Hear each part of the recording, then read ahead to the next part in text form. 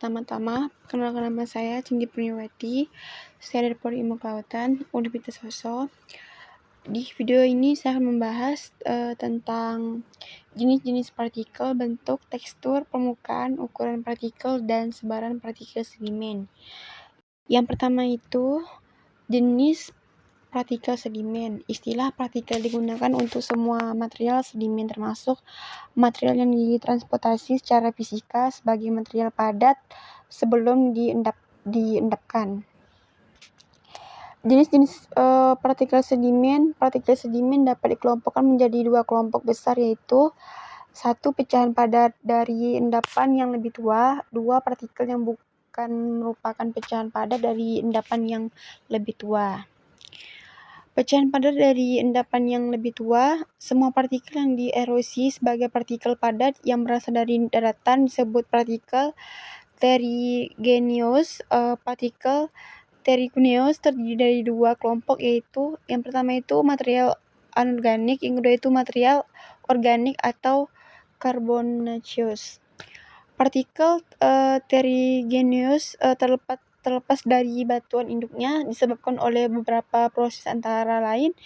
Yang pertama itu weathering (pelapukan), yang kedua itu terjadinya bencana yang menimbulkan kerusakan, yang ketiga itu aktivitas glasial. Partikel terigenius anorganik sedimen terigenius anorganik terdiri dari material batuan yang telah terlepas dan hasil perubahan kedua mineral yang dibentuk selama proses weathering secara kimia. Sedimen terigenius anorganik terdiri dari yang pertama itu fragmen batuan, yang kedua itu kuarsa, yang ketiga itu feldspar, yang keempat itu mineral berat, yang kelima itu lapisan silikat latice. Dan di sini ada contoh gambar.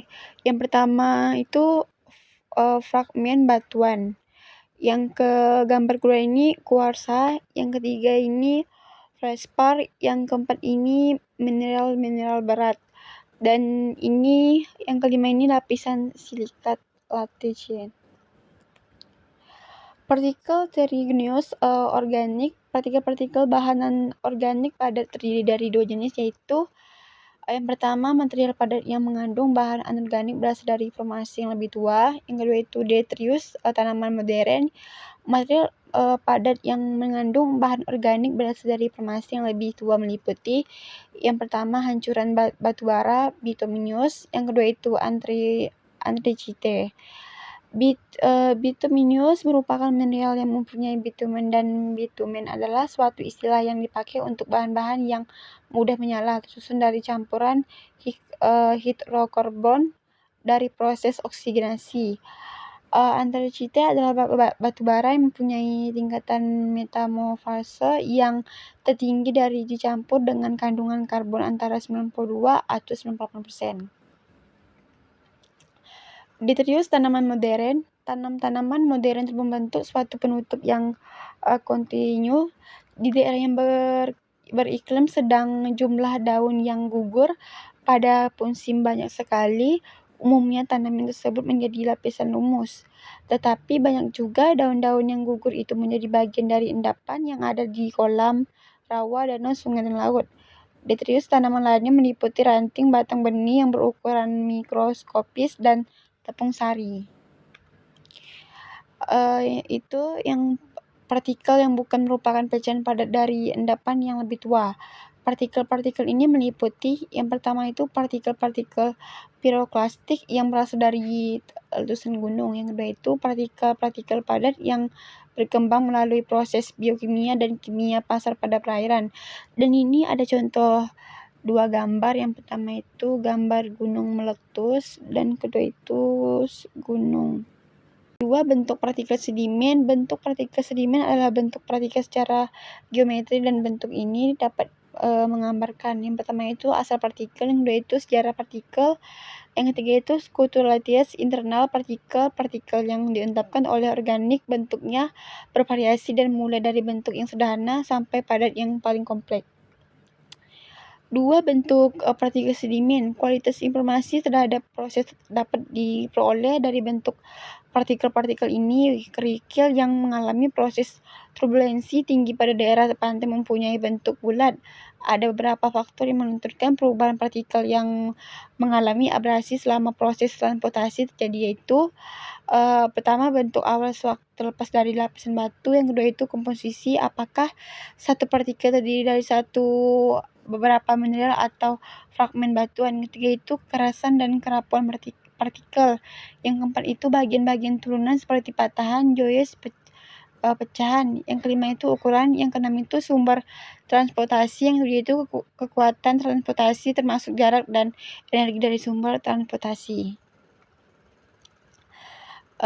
Terus sebagian bentuk partikel-partikel mempengaruhi model transportasi dalam air, di mana bentuk ikut menentukan apakah partikel-partikel tersebut ditransportasi secara rolling atau tersuspensi. Selama proses pengendapan melalui air, partikel berbentuk tongkat mengendap lebih cepat dari bentuk piring walaupun mempunyai volume dan densitas sama.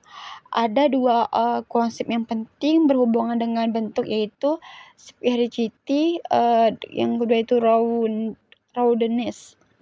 Sphericity adalah suatu urutan tingkatan yang menunjukkan suatu partikel mendekati bentuk bola.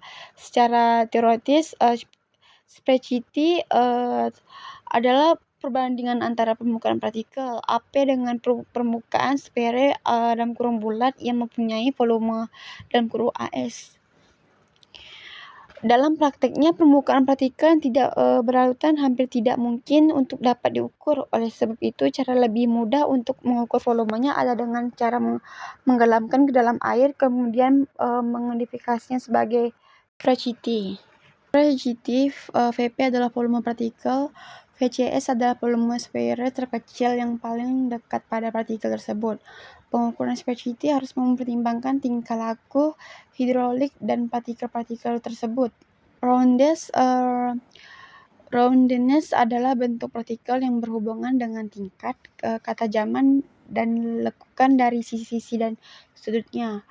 Roundness secara geometri adalah sphericity yang independen. Roundness dan kurung P merupakan hubungan antara jari-jari individual, sisi dan sudutnya. Dalam kurung real, jumlah sudut yang diukur N dan jari-jari maksimum dari lingkaran tempat pengukuran dalam kurung R. Dan untuk jelasnya lihat gambar 3.1. Dan ini ada contoh gambarnya. Roundness rata-rata jari sisi dan sudut jari-jari maksimum lingkaran.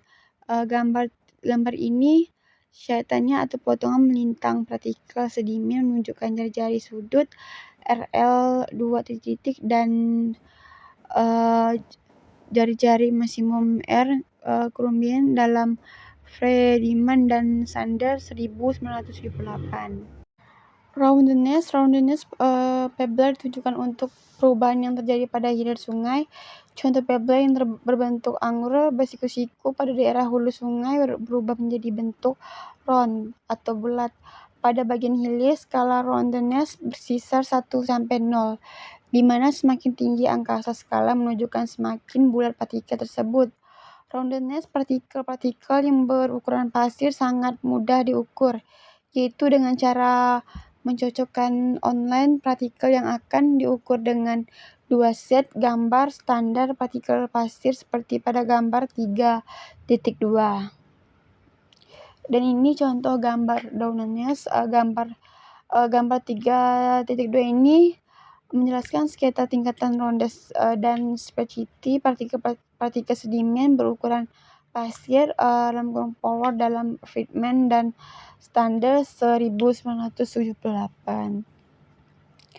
Roundness pada gambar 3.2 dapat dilihat bahwa masing-masing pasangan mempunyai sphericity yang berbeda, dan secara visual terdapat 6 kelas skala roundness, yaitu very angular, angular, subangular, subrounded, well-rounded. Angular adalah bentuk partikel-partikel sedimen yang menggambarkan tidak terjadinya abrasi atau abrasi terjadi dengan kekuatan yang kecil. Sekali terdapat sisi dan sudut partikel tersebut, roundness partikel kuasa yang berukur pasif merupakan proses lambat yang tidak kelibatan rounding.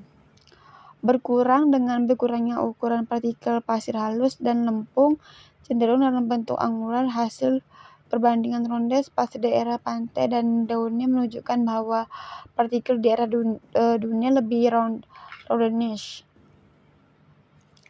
dari pantai. Perbedaan ini disebabkan oleh angin yang secara selektif memindahkan partikel pasir yang lebih bulat jauh dari daerah pantai. Oleh sebab itu, adanya perbedaan roundness lebih disebabkan oleh hasil sorting pada hasil abrasasi. Oke, itu saja penjelasan dari saya. Saya harap penjelasan saya bisa menjadi manfaat untuk kedepannya.